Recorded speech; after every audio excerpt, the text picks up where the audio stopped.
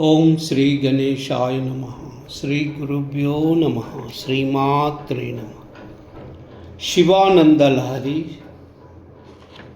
శ్లోక 10. నరత్వం దేవత్వం నగవన మృగత్వం మశకతా పశుత్వం కీటత్వం భవతు విహగత్వాదిజననం సదా త్వత్పాదాబ్జ స్మరణ పరమానందలహరి విహారసక్తం చే హృదయమిహ కిం తేన వపుషా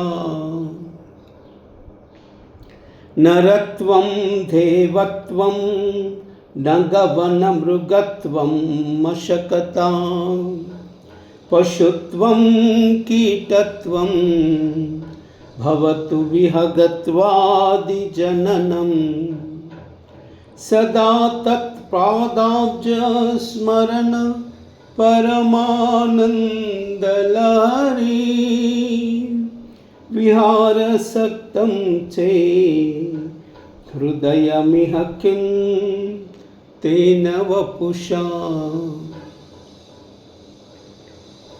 నరత్వం దేవత్వం నగవన మృగత్వం మశకతా పశుత్వం కీటత్వం భవతు విహగత్వాదిజననం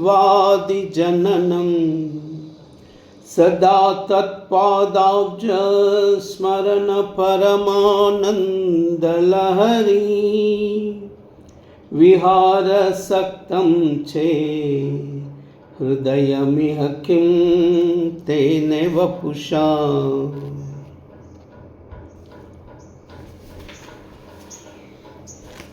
నాకు నరుడుగా, దేవతగా, పర్వతముగా, అడవిగా, మృగముగా, దోమగా, పశువుగా, పురుగుగా, పక్షి మొదలైన విధముగా జన్మలు కలుగవచ్చును.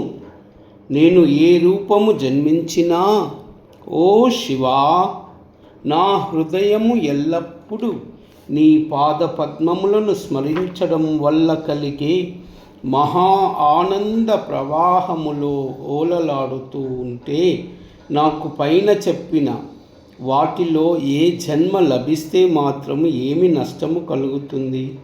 నాకు ఏ జన్మము లభించినా నీ పాద పద్మములను స్మరించడం వల్ల కలిగిన మహా ఆనందము లభిస్తే ఆ జన్మకు ధన్యత్వము కలుగుతుందని నా భావం.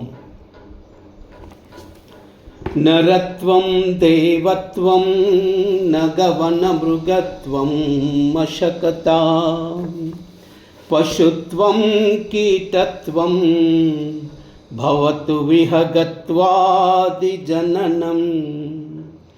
సదా తత్పాదాబ్జ స్మరణ పరమానందలహరి విహారసక్తం చే హృదయమిహ కిం తేన వపుషా. నరత్వం దేవత్వం నగవన మృగత్వం మశకతా పశుత్వం కీటత్వం భవతు విహగత్వాదిజననం సదా తత్పాదాబ్జ స్మరణ పరమానందలహరి విహారసక్తం చే హృదయమిహ కిం తేన వపుషా. ఓం నమః శివాయ. ఓం నమః శివాయ. ఓం నమః శివాయ.